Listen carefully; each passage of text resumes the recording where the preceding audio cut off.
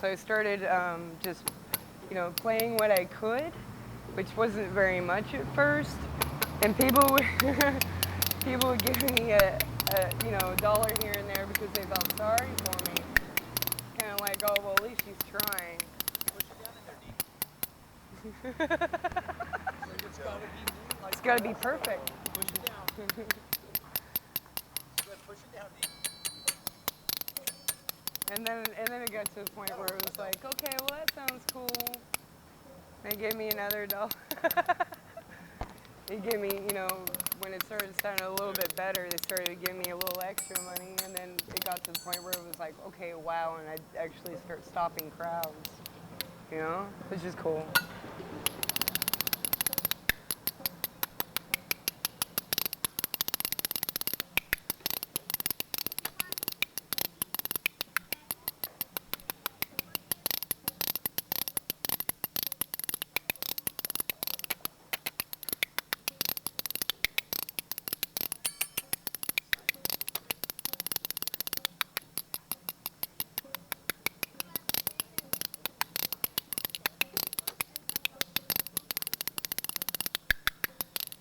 Best part of what? Doing what you do.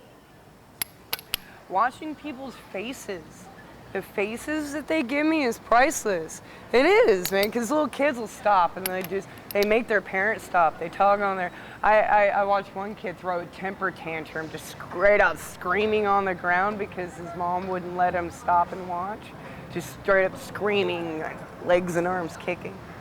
It was kind of entertaining. But the looks on people's faces, sometimes I just stay up and stare at me for a while, because they haven't seen it in a while. And every now and then, I had a guy in Louisiana come up to me once.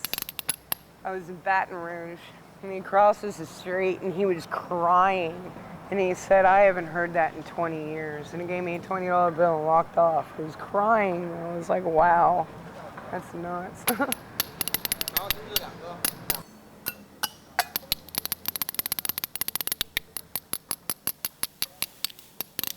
Trying to learn this thing down the arm. It's like 5 clicks. See there, I got it. I saw this guy on YouTube where he goes down his arm, down his fingers, across both his knees, and then back again. And I kind of got like down and across the knees all right. Practice makes perfect though. I'll get it. I'll get it.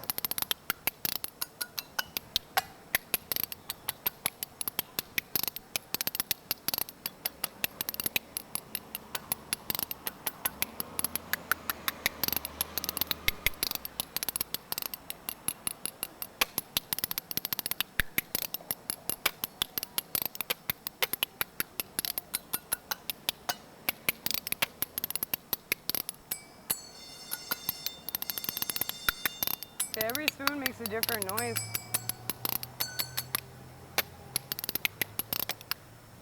See? These are cracked, they make this weird feedback noise. Sounds different.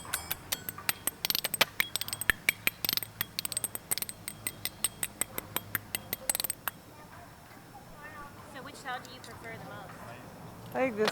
These I have to play with on the street because they're louder. When these are, I end up flattening them until the point where they crack. These. And so I try to stick with stainless because they don't crack so fast, but they sound like chipmunks to me. Don't they?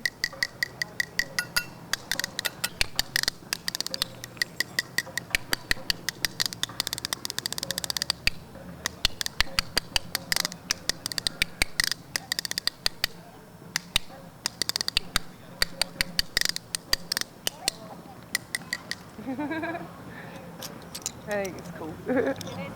I get herds of homeless kids sitting with me a lot. And so I went to Goodwill and I bought like extra sets of spoons so that I could teach them how to play when they're sitting next to me. That way at least they're doing something.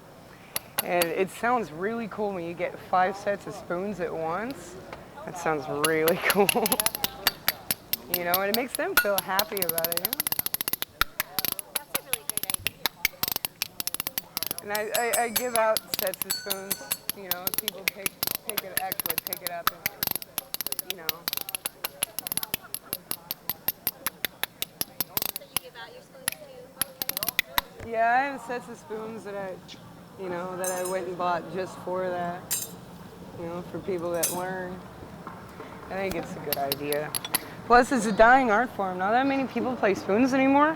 I mean, I've been cross country and I'm the only spoon player on the street I've ever seen. I'm from Wichita, Kansas, which is the exact center of nowhere. But I started traveling. I actually mailed myself to Denver. A friend of mine drove for the U.S. mail, and I transferred with his load. I hitchhiked to his little small town in Kansas and then transferred with his load when he was going to Denver, and landed in Denver. And I was homeless and didn't know what I was going to do. And so I was like, okay. Well, I didn't want to go back home either. So I started, you know, flying a little cardboard sign, trying to make a little money here and there. And I hated paying handling. I don't like, you know, asking people for things. And so, but I did some traveling. I went from there up to Portland, down to Tucson, and then back across to Georgia. And by the time I made it to Georgia, I had a friend of mine named Gil who kind of taught me how to hold the spoons and how to do that. And I just kept fiddling with them. I couldn't afford an instrument, you know, and so I had a pair of spoons, and every light that I was sitting at, I sit there and fiddle with them, and everywhere I sat, all my friends were getting really annoyed with me. And so then I got to the point where I felt comfortable doing it on the street. I'm in New Orleans, and people were giving me $1 here and there because they're like, oh, well, at least she's trying, will give me $1. And I kept practicing. Eventually got to the point where people were actually noticing what I was doing instead of just saying, oh, I feel sorry for her. They actually think, oh, that's cool. Give me a few extra bucks. And then by the time I swung back around the country another couple times and went to Nashville, it was just, you know, by then I was good enough to actually make enough to get by off it, which is pretty cool. A lot of street musicians don't make enough to get by.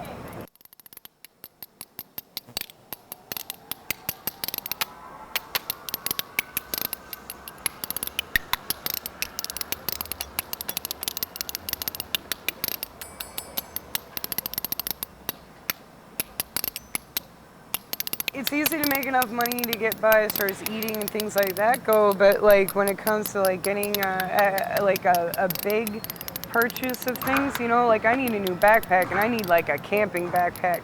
That's $250 that I don't have. You know what I mean? I mean, you only make so much a day and you need it to live off of and eat off of. By the time that you get around to going to get your backpack, you ain't got no money.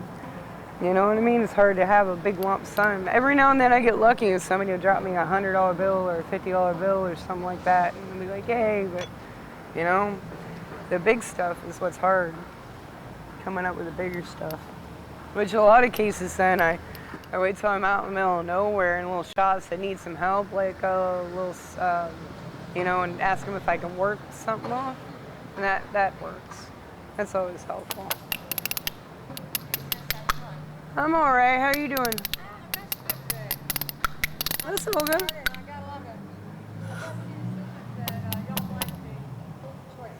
Yeah, it happens. I want to be able to get from point A to point B, wherever that is. I think we're going to Boston after we leave here, and not have to worry about whether or not I'm going to be able to eat. That's the whole deal. And I know when I get to Boise, you can play music on the street in Boise. You make a few bucks, not a lot though, but enough to get you to Cheyenne. But they won't let you play music on the street, but we'll get by and we'll get to the next town. Before you know it, I'll be in Chicago, and it'll be good money in Chicago for a minute, and then we'll probably be in Indianapolis, which is all right too. It just depends on the city, how good things are and what cities aren't. Philly and New York. New York's great as far as it goes, but the big cities make me nervous. They have a lot of big city problems. And then when you're a street musician, it seems like every 5 minutes you got somebody coming up to you and asking if you want to buy drugs because they see that you have money in front of you. It's really annoying because I guess some people think everybody that's homeless or on the street is a drug addict. I don't even drink. I drink coffee. You know, and I'm always getting stopped all the time. What are you doing? Where are you going? What's your name? Like it's any of your business. I'm not doing anything illegal. Why are you even talking to me? And I get, like in Nashville, I had cops coming up to me telling me it's illegal to play on the street in Nashville. You can't play here. Same in New Orleans. Like, no, I know the rules. I know the law. I've already checked. And if I'm in a city where I haven't checked, I go check before I play. I do that. And I have them print out the laws every time because I know that I'm going to get messed with. Even if it's legal, I already know it. And it kind of sucks.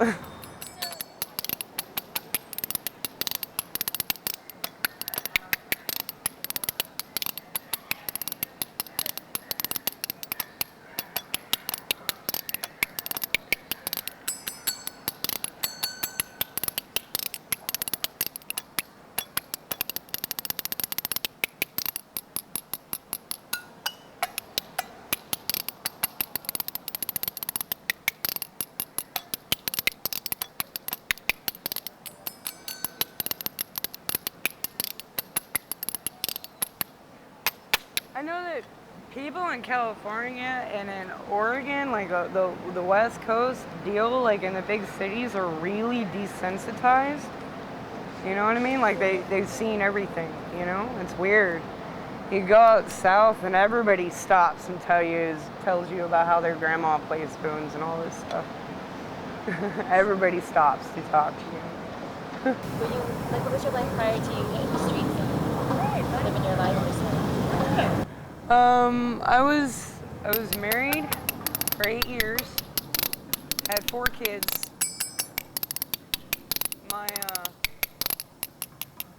My ex-husband got sent to prison, and I couldn't make ends meet. I ended up putting my younger 2 kids up for adoption. My older 2 kids, my parents took custody of, and I got this little itty bitty house that was very, very empty after taking care of 4 kids, and like freaked out. That's why I left. I couldn't sit in that empty house anymore.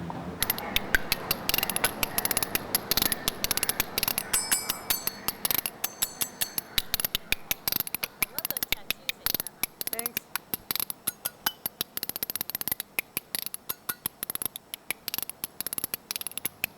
That's why I got this one about my ex-husband. No wolf can blow my house down. You know? And I got my kids' names. And I put those both there so I could look at them all the time, you know? I think that was an important place to put them. So they both give you strength in a way.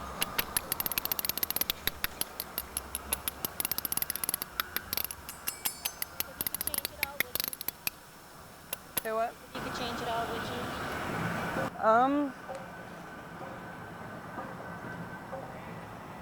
I don't know. Probably not. I think everything happens for a reason.